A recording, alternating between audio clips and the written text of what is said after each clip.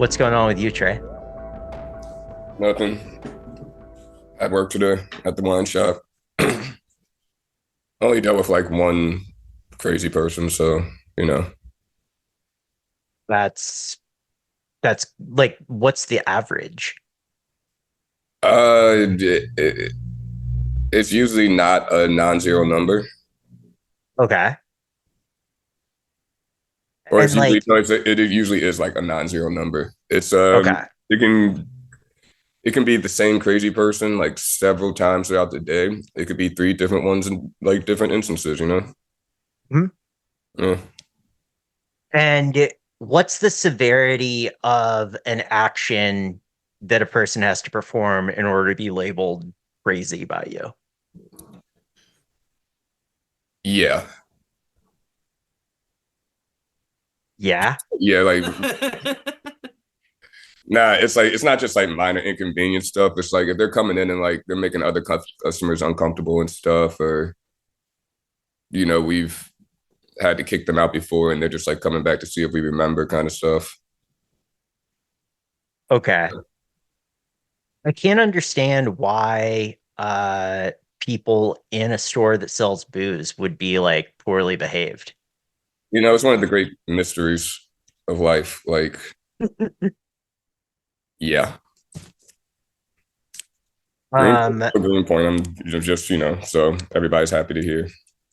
Welcome to Nersey, the only podcast on the No, I internet know. as referred to by the Honorable Judge Jeffrey Weiss. Um, my name is Drew, and as always, I am joined by Slava, Trey, and producer Steel Tip Dove. And our music is by Pulitzer Prize nominee Craig S. Jenkins, who was also a guest on the Nersey Guide to Ethical Hating, which is a series that we have been recording in secret that we are fucking putting out and putting behind a Patreon in a desperate attempt to make money. Can we discuss? Yeah, give us your money. I guess that's it. But it is really good. Like I'm sure we'll get into what our favorite episodes were, but listening back, I learned a lot about not just like how to be a hater, but also myself. You did literally get therapied upon by Julia Rios, our therapist guest. It didn't take though. Like since that episode, I've gone a complete different direction. I Well, think it let's abs go, let's go through and like name all the guests we had first, because really a fucking all-star lineup of Who's internet. your favorite? All of them. I learned I something new from agree. every single one. I think all the guests are like different. Like Ruby's probably the smartest person I ever talked to in my life. You know? Ruby Justice Thelow. Yeah. Yep. Intimidatingly smart. Yes. Yeah. It was like this is like what James Baldwin must have been like. Can I just say that like after spending some time in Calgary, I can kind of understand Brandy a little better because she was from Calgary originally. And now it makes sense why like someone who's a bartender in Calgary would have a really unique way of giving people advice. Because I've been reading her advice column. Mhm. She gives good advice. And I like that episode because it did set up the entire framework of what we're doing with this guide. Yeah, yeah. Although, yeah, once Brandy, I used to, when Brandy and I worked together, I would always just ask her advice about super random shit. And I was like, once, Fall in Brandy, Canada. I need to get a new car. What kind of car should I get? And she was like, Ford F-150. Is that true, Slava? Calgary, baby. Yes. Okay. Yeah. No, I got a Volvo. Luke O'Neill was as he was like more Luke O'Neill than as you understand him on the internet than he was like the other times I have like spoken with him in person or over the phone. Well, that was an episode I wasn't in. I thought he was going to be way angrier. He's like a calm dude. But he did say he's more angry than he has ever been. Yeah, but that's like when Shane Gillis says he's a liberal. Uh Like you just say stuff sometimes. yeah. I mean, I say stuff a lot of time. a lot of the time. You can But tell when someone's angry. Yeah. or like no. I think that Luke has like he is animated by a simmering righteous discontent. I don't know, Trey, what did you think? You were there too. I think he's just from Boston. Also that. Yeah, that's yeah. Um, who else did we have? We had We Boss had sauce, dude. Boss Boss sauce, the Sauce. golden. Yes. Boss's episode. What a way to end the fucking series, man. Yeah. We did have to edit the part out where we all did a Pokemon raid together because it turns out Not good audio. audio of a video game that's silent and everyone is just tapping on their phone. Did you get it? Was it able to Work keep- well. Now we can Yeah. make that like a little ASMR thing for YouTube or some shit. Yeah, I think we're I- next time we do it because there will be a next time. We just need to tap really intentionally next to the microphone. With fingernails. We have to get acrylics. Yeah, Actually, that might help. Maybe this is a series we do like Pokemon Go Raid ASMR. Yeah. Have you guys noticed that Boss is becoming more of a hater online since he did our episode? Nah, let me go See? look. Yeah, he's like leaning into it. He's turning heel. Well, I mean, he is a pro wrestler, a retired pro wrestler.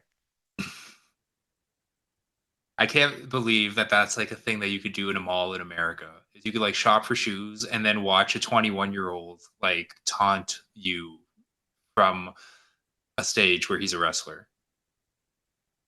Or no, he wasn't doing it in the mall of Spartanburg, South Carolina, which is also the mall I used to go to in middle school and high school.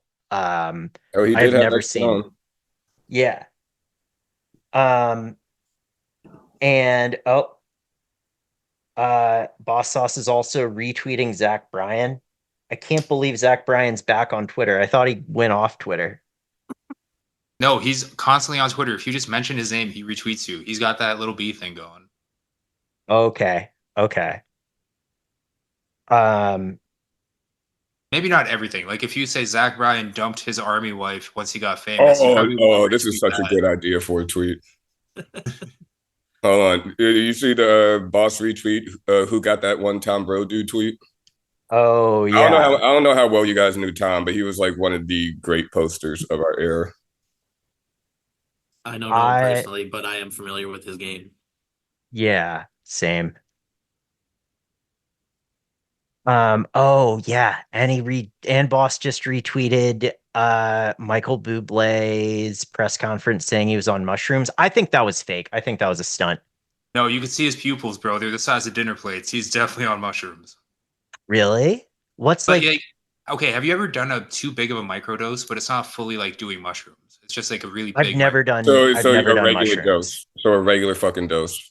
No, I've done like 500 milligrams. no, I have done no doses of mushrooms in my life. Okay, this is a conversation between me and Trey now. Okay. Trey, so a normal dose is what, like 3.5 grams, right? No, a normal dose is a half an eighth. Yeah, like don't do not eat the entire eighth. All right. You Like, can if you've done mushrooms a lot before, but like a half an eighth is one. yeah, any newbies listening to this, do not eat the whole fucking bag. That's the mistake Yeah. I made the first time I did mushrooms. And yeah, we're not good. Yeah, it could have ended up even worse than it did. Yeah. Most microdoses Like I think I start had a at, mini like, 100 seizure. milligrams. Like I'm not lying. Yeah. Whoa. Yeah. Ugh. So don't do the entire eighth, you know. Mushrooms are a fantastic drug. Everyone should try them, but start very small. Yeah. And do it with people who are number one responsible, number two have done it before, and number three have done it before. And number 4, you should be playing at the All-Star Game hockey celebrity match. That's the best way to imagine. That's your first time doing mushrooms and you're playing in the All-Star Game celebrity. Because like one of the ways that, did you guys watch the full video? He goes to the reporter, he's like, buddy, you got nice hands. Like that was fucking silky smooth out there. Just complimented the guy for like solid 30 seconds. Wow. That's what makes me think he definitely was on mushrooms. Man was rambling.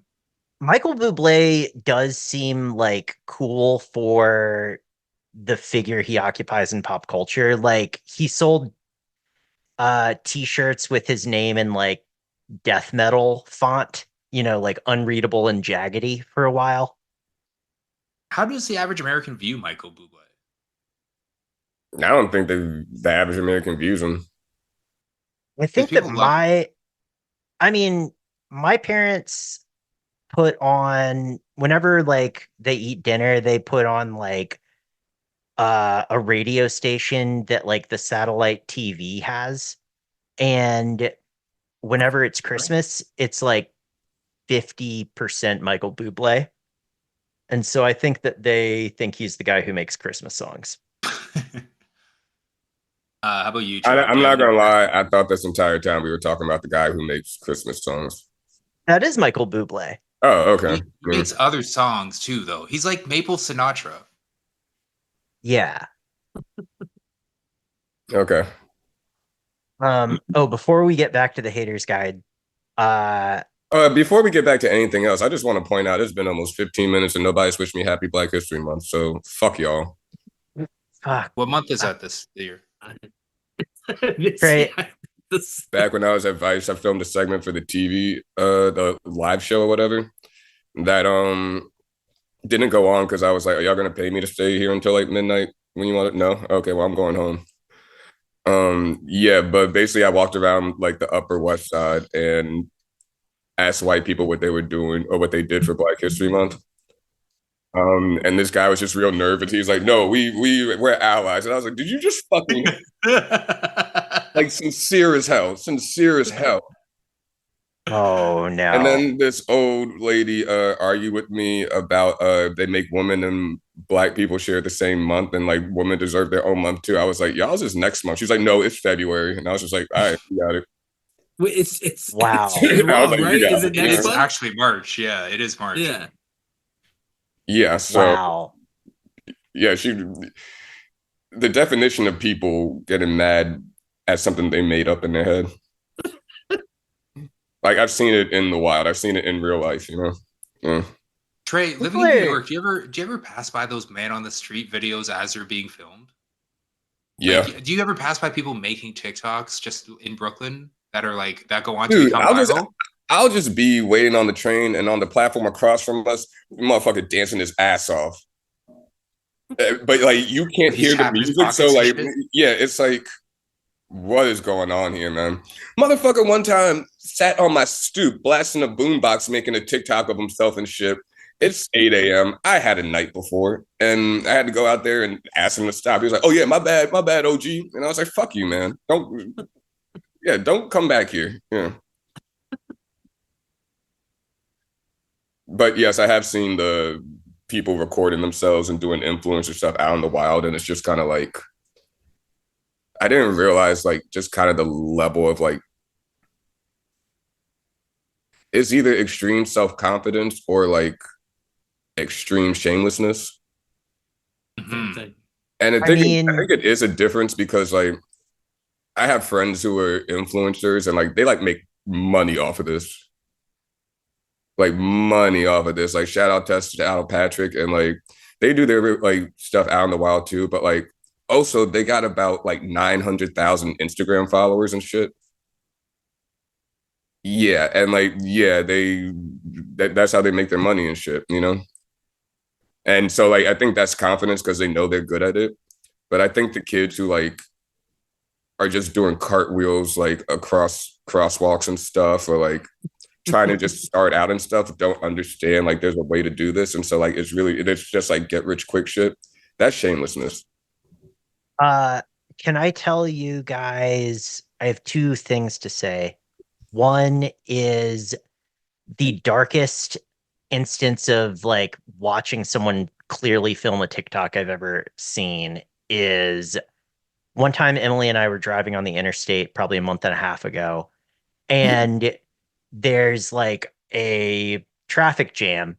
And when we get to the front of the traffic jam, it was caused by a squadron of Zoomers who crashed their car into a wall, and like the car broke apart and a bunch of the parts were strewn like on the road.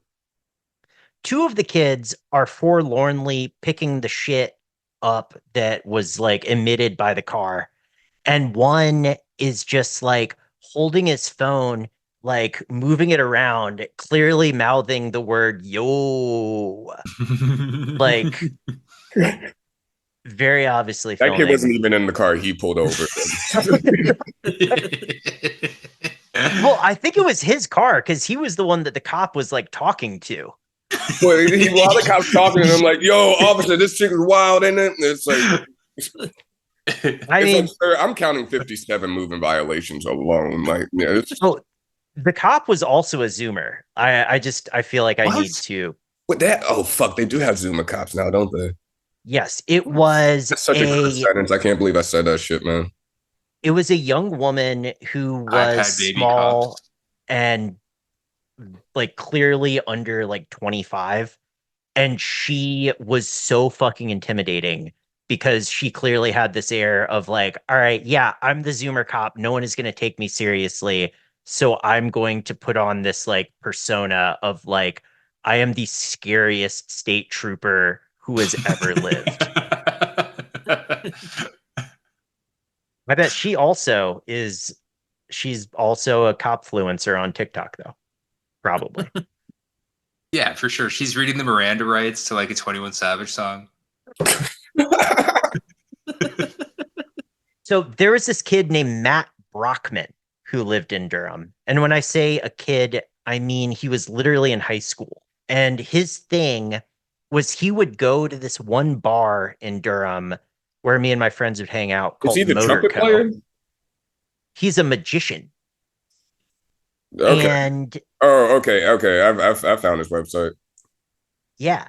And he would like do pretty cool magic tricks, especially for like a 16-year-old kid who was being chaperoned at the bar by his dad. Like at one point, he like threw a card like across the street and like maybe split something in half with it or something. And Okay, That's like, I was not about to magic, say bro. because his website is just him throwing the shit out of a card yep. and different stages of it. That's not magic. Oh, no. He was also a mentalist. Like he was like a meme amongst my friend group, and my friends, Davis and Brannon, shouts out Davis and Brannon, uh, started booking him for like every party they threw, like Christmas parties, whatever. And then like as a surprise, Davis also booked him, I believe, for their wedding reception. Um, and he would do mentalism, and like he would like guess what number you would draw on like a card or something in a really elaborate way. And so I forgot about this kid for a few years because Davis and Brandon stopped booking him for our parties. And then he started popping up on my Instagram feed, and it turns out he's like a TikTok trick shot influencer with like 1 million followers. Interesting. So I What love does he the sell? idea. I love the idea of this guy. Like, yo, you want to see a real show? Pay me $500 if I could kill that guy across the street with the ace of spades. You want me to go Stephen Paddock on this fucking playground? And now he does like sponsored posts where he'll like he has like a trick shot partner. I'm just gonna send you guys one of his things. Yeah, magic, mind reading, and card throwing. Matt offers a unique show that you have never seen before, combining all of his skills, some amazing magic tricks, mind-blowing mentalism, and expert-level card throwing into a show that you will never forget. Yeah, okay. That website is outdated. Check our thread. Now he just like throws like a water bottle across a table and then like has a ring that his friend like slides on it, and that's the magic now. Oh, that's so. Oh, no, this is tight. Okay, I take back everything I said. This is one of those things that you see pop up, and you're like, how many hours did they spend trying to get it just like that? They changed outputs. That's part of like Magic of Matt's process, like what makes him unique is he shows his work. He shows all the times he He's got failed. 3 different outfits on it. Oh, that Sri Lanka cricket jersey was sick.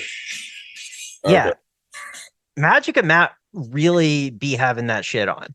Yo, he's doing well for himself. Shit. Yeah. How can you tell? How can you tell? How can you tell? Yeah, shout out Matt. Yeah. Oh, new products. He's got new products? He's got a sticker of himself as Gambit from X-Men. Oh, because Gambit's the guy who throws the cards. That's his weird superpower. Not weird. I mean, it's like the coolest one. And he's Cajun. What's the worst one? He also has a staff that expands. No, it's the No, coolest the worst one is fucking Jubilee, man. That shit is useless. Yes, thank you. What is Jubilee's power? Oh, I can shoot fireworks out my hand. Not as an attacking thing. I could just make fireworks happen. Just as like a diversion? Yeah. It's like Dale Gribble with like the pocket sand. Like it doesn't really do anything. It's just like kind of annoying and like, yeah. But you don't send Jubilee. You don't send Jubilee on a mission by yourself, man. You need like at least Wolverine and like another heavy hitter. Yeah, she's the one that's filling out the forklift checklist before the job actually starts. You know, she's like administrative. Also, Magic Matt. Imagine if Batman's superpower was just like being Batman. That's her superpower, just being Jubilee. You know. Well, that is Batman. He doesn't have a superpower. That's the whole thing. Is like he bought his superpowers. He does too, man. Yeah, I could also like you keep that shit to yourself, man. You see the way mutants are treated in that universe, man. Just like don't make fireworks happen. It's so easy. This is all true. Also, I just want to end this by saying that Matt has 1.9 million followers on TikTok. Oh shit! He's getting money. And he used to, like, I saw him when he was literally performing house shows. Yo, you saw it from the ground up, man. You know those concerts, like there's only 9 people in the crowd, but they're like, I'm still gonna fucking rap my ass off. Yeah. Next thing you know, you're in a stadium. Like, yeah. Yep. Well, it's interesting because like he did like fun magic stuff that like sort of transcended the fact that he was like this high school magician kid. And now he's just like throwing a ping pong ball off of like an angled block of wood into a tennis ball tube. Yeah. I mean, I can't do that. But that's like, he's 2 years away from being in the next Suicide Squad. Has he been on America's Got Talent? Honestly, maybe. He's got some credentials on his hopefully his videos didn't get fucked by UMG music. Oh, did you see that guy that does all those Drake videos where he's just shopping a target, but he sets it to Drake? And that was just like a video of a guy shopping a target.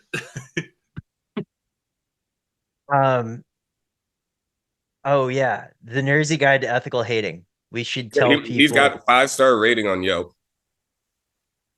Who, magician Matt? Or the guy with the target? Yeah, the magician. Wait, send the Yelp to our group chat. I want to see if like it's 1 5-star rating and it's from my friend Brandon. It's 4 5-star ratings and they're probably all from. Wow. So let's look at this. All Open right, 24 hours, 7 days a week. I fuck with that. Yeah. Let's see. Raquel, Brandon. Yep, Brandon T. When we first met Matt at our local bar, going from table to table performing magic, you knew his skill was on another level by the screams coming from each table he visited. We hired him for my birthday party last year, and needless to say, that party was one for the books. Matt will be performing during the cocktail hour at our wedding event. And we couldn't be more excited. Highly, highly recommend. Makes all parties better. VV good at magic. Yes. That is all true facts. I was at that party. I was at that wedding cocktail hour, and every party he has performed at, he made better. We need to get him on the fucking show, man. Dude, no, he doesn't fuck with me anymore. He used to ask me and Emily for advice when he would like be at the party and done performing. And we were like, I don't know. We're not magicians. We don't know magic unlike you. Should have been like, yo, Gambit? You should make that your whole thing. But yeah, no, Matt doesn't give me the time of day anymore. He blew up. Oh, he got Hollywood. Yeah, he got Hollywood. He's been in multiple hype houses.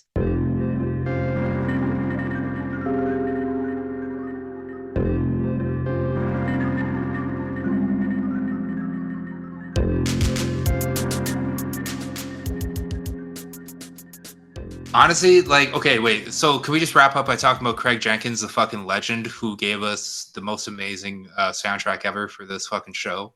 Yes. Because we talked about every guest except Craig, and then we could lay into Drake in the second half of this episode behind the fucking Patreon and this Mos Def shit.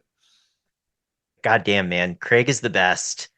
Yeah. Just a fascinating person with like a formidable intellect who is kind and fun and funny. And Not a hater. also, although he does know hater techniques, like he was saying that he learned how to convince someone that it was actually good, that like their mattress had a hole in it or whatever. Yeah, it's everybody's fault, but the people that you're calling. Yeah. And what's up, Trey? I'm looking at a video of Benny Blanco mixing wine and milk. I don't know why he's doing this. So would that be mine or Wilk? It shouldn't be anything. It should be an arrest by the authorities wherever he's at. LAPD, I assume. Well, I am gonna need a Craig essay on that on my desk Monday, is what I have to say about that. I'm showing that to all the people in the wine shop, man. Just a really quick peek behind the curtain, because if you don't pay for this Patreon because you don't have money, I understand. But Craig said the worst song he's ever heard was Ram Riddles. Oh yeah. And the second worst song was Sia.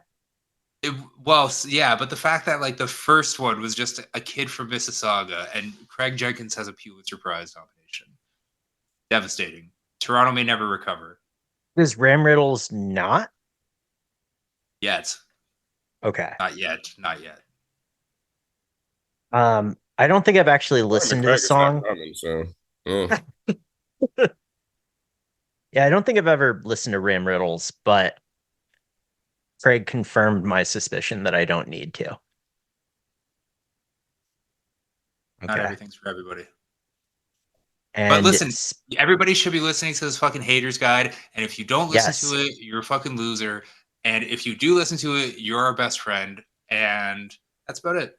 Also, we might include a tier where if you pay a little extra, we will record an episode hating on everybody who paid us a little extra. Oh, that's a good idea. We are now. Anyways, go to patreon.com/Nersey. Or quite frankly, nersey.substack.com. We're going to be putting shit up on both of those things. And also thank you to the 9 people, only one of whom is Slava, who has signed up for a paid subscription to Nersey on Patreon. Also, nersey.com. We're not paying for that domain for nothing, boys. That's true. Nersey.com. Yeah. And yeah, we're going Hollywood. We're going to figure out what Linktree is and then start using it. And then OnlyFans coming soon. Absolutely not. That's only Slava. I'm going to do squat videos in my jail underwear. Sure. There are some insane sentences that have been said on this episode.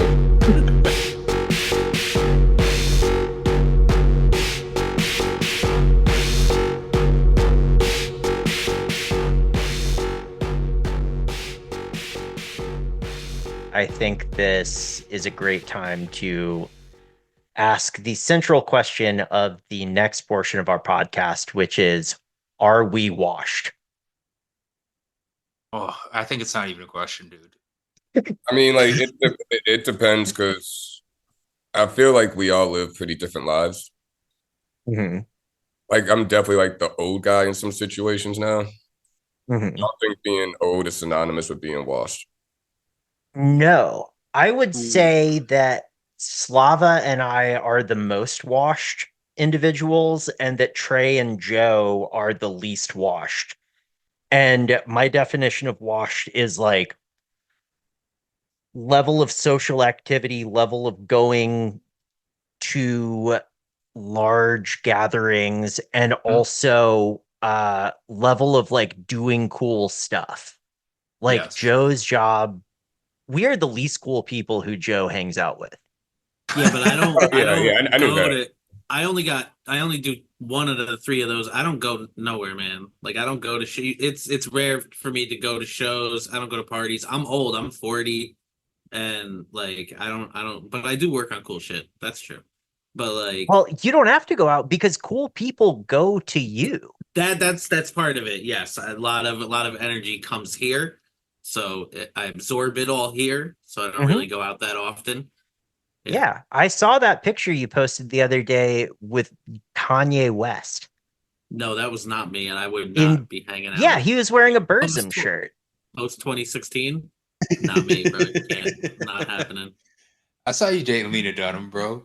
I mean, that's fine. That's I don't. She also go the path that Gagne went. Wait, I thought the joke was you're Joe Antonoff or Jack Antonoff. What's that guy's name? No, it's fucking Oh, JPEG JPEG Mafia just Mafia. posted a picture with him in a Burzum shirt. Why did I think it was Jack Antonoff?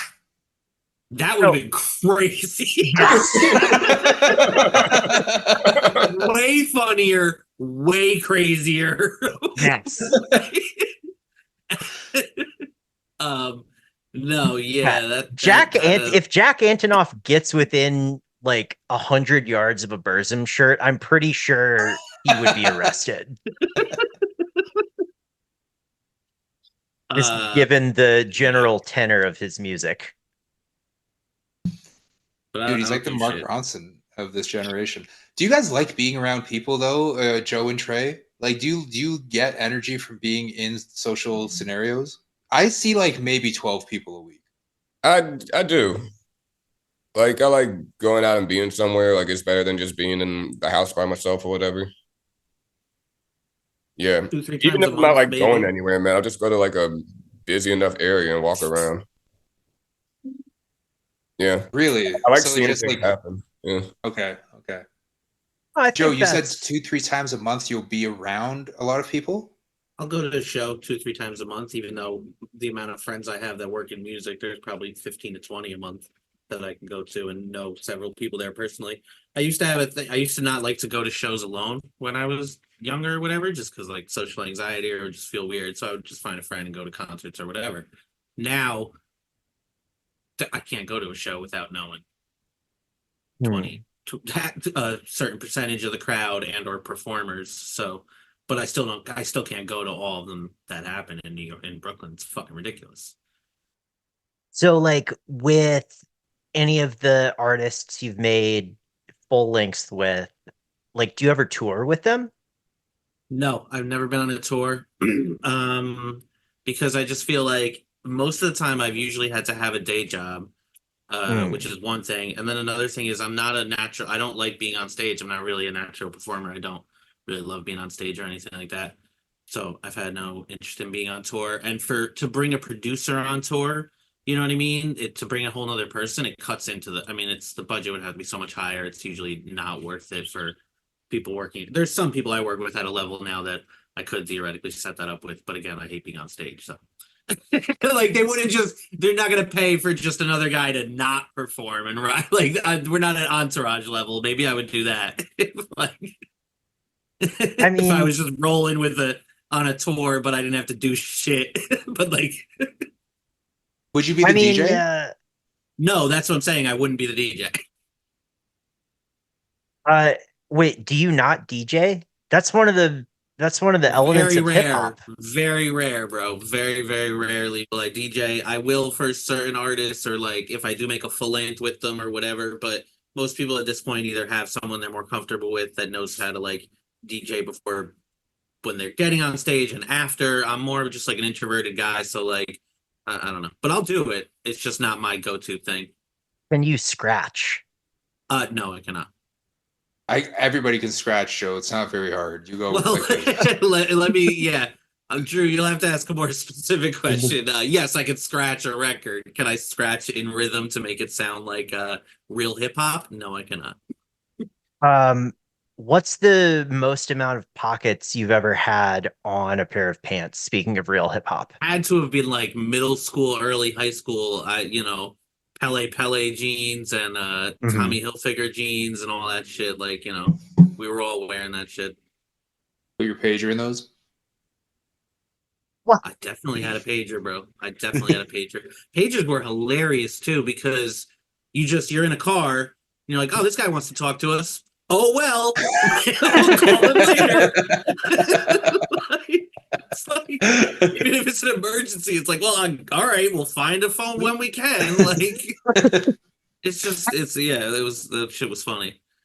There are also like two ways that had That was like later. texting capabilities. I don't remember The texting, sidekicks. bro. Yeah. Oh, the sidekicks? Yeah, those were pretty. Sidekick was cell phone. There, I'm talking about like, and maybe I'm just imagining this, like Talking a about the Nextel period. Chirp? Well, Nextel Chirp was a pager and a phone and a walkie-talkie, right? I think it was a walkie-talkie. It was a walkie-talkie, so you could talk to Ludacris and Kanye West about the theme song they just wrote. Yeah. And I think, well, I mean, obviously, TI what you know, the hook of that is literally like when I chirp, shorty chirp back. chirp back.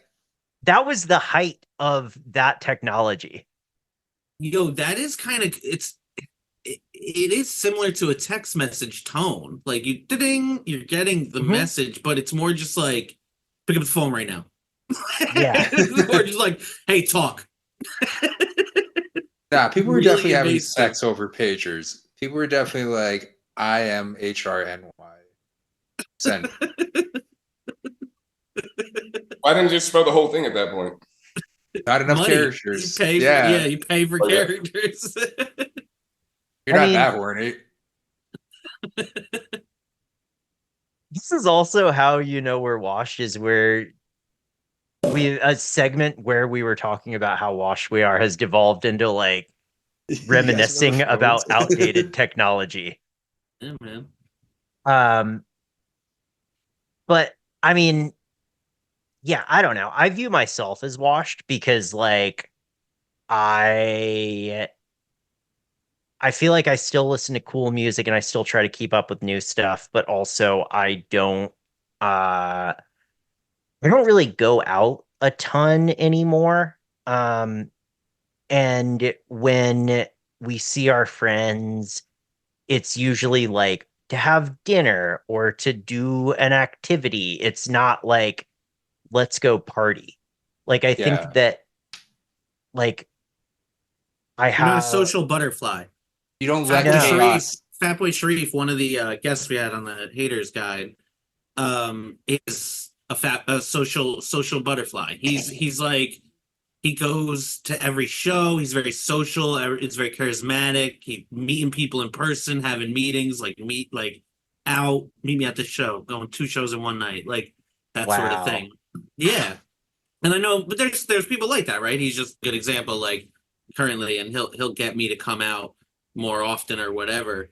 But that's a personality type, right? Like a social, I had a friend not in the music business, but just a friend a good friend named Luke, who just was always out doing things, bars, different groups of friends, You think you could be washed and still be like a social butterfly, or is that like a thing that's attributed to No, you? that's what No, that's the what definition Drew of is walk. saying. Yeah, Yeah, Yeah. it's like you don't do shit except Yeah. some shit, and it's not really. you can transition. You can be a social butterfly and then become washed. That's usually the case. Other people, just by the very nature of us, of you guys, writing and then publishing things and or doing a podcast and then releasing it, anything you do creatively, like think of how many people in your life who quite literally do not create a thing and send it to the public for consumption. Like that's a pretty rare thing too. So like, Oh, yeah. there's a certain level of washed where it's like, and no offense to these people, but like people who have jobs and then they just simply consume beyond that. They don't create No anything. shots at anybody, by the way. Like if that's your life, Yeah, that's what I'm saying. Like, no offense, but there's a line that not a line, but like I'm sure we all have several people in our lives who don't do that, right? So it becomes pretty unique when you're like trying to talk to them about that, or even like the difference in your lives would be like pretty vast. Yeah. I mean, well, also one of the reasons why I'm really happy that I have this podcast, like just personally, is like I work from home and I don't have like people that I see and talk to regularly beyond like, people I'm friends with, obviously. But like, it's nice to have you guys check in once a week, see what's going on. A project with other people to collaborate on, I Yeah. mean, even if it wasn't a podcast, but like something to create and talk to people Yeah. about the creation. Yeah. This is like the untalented version of being in a band. Yeah, but then also you become less washed that way, is what I'm saying. Like you keep your brain sharper. There's a weird theory where like that I have that like people will be like, oh, a lot of the artists that I work with don't look their age. People are like, you're how old? You're 50? I'm working with artists that are 50 and in their 40s and stuff, and people are always like, what? You don't look your age. It literally, I think, literally keeps you younger. Yeah. Working creatively keeps you physically looking at your head. I don't know No. about that one, Joe. Nobody I don't works know. harder than Lil Wayne. Have you seen him recently? He looks That's fucking weird. drugs. That's the drugs. Yeah, there's a Yes. certain threshold of there's this myth that you can be consistent drug user and you can't. It will literally ruin your body. Although For Keith most, Richards still kicking. I think he's like Not Future, well. where he's just You gotta been, pick he's your been Not well. drugs. I mean, well, I think that Keith Richards at least has like a medical team around him Yeah. that is at least as good as LeBron's. You're counterbalancing and types of drugs is also a choice. Yeah, Yeah. but it's all just different types of opium that are they're shooting into his body. There's no Well- cold baths involved. Yeah. At a certain point, if in an artist's age, they become an economic entity unto themselves, and then there's an ecosystem that gets set up around them to keep them going at a high level, just like the same thing with like a pro athlete, I think. Yeah, they're a franchise. A Yeah, brand. they're a franchise, a brand. Yeah. God, remember how we all wanted to be brands at one point? How embarrassing. Oh, people still want to be brands. Yeah, we were talking about at one point. Yeah. Yeah. I meant to send this to you guys. There was a really good article in like Verge or the Vox or whatever the hell it is, about how for like authors and musicians, like so much of what they do now is like TikTok self-promotion. Sure. I mean, that's just the newest platform that you have to perform on. Yeah. TikTok And fucking sucks, bro. I hate TikTok. I would like TikTok more if more people followed us on it. Yeah, I think that's why it sucks. I think it sucks because when you open it, the sound is already playing, and that's offensive. No other app does that. I just feel like the algorithm, like you play one game with your face, and then it just serves you videos of people playing the game with their face, you know? I mean, I was unfortunately locked onto cop TikTok because I thought it would be funny to watch a couple cop TikToks and be like, I wonder what the cops are up to. And like the algorithm was like, damn, this guy loves the cops.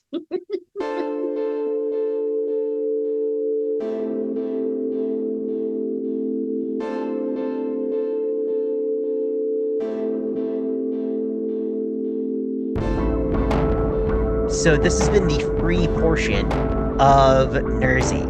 Oh If boy. if you would like to listen to the full episode or maybe the bonus episode, honestly, not sure which we're going to do yet, please go to patreon.com/Nersey or nersey.substack.com and sign up for some of our shit. It'll Get be your worth money it. up. And you'll be able to listen to The Hater's Guide, and you will be supporting independent media, which will make you less stingy than Anna Wintour. I have been Drew, and obviously Slava and Trey are also here, and the incredibly unwashed Joe, aka Steel Tip Dove, is our producer. Our music is by Craig S. Jenkins. All right, bye. Is nobody else going to say bye? Bye. Yeah, Bye. bye. Pay us money. Bye. Yeah. Don't be cheap.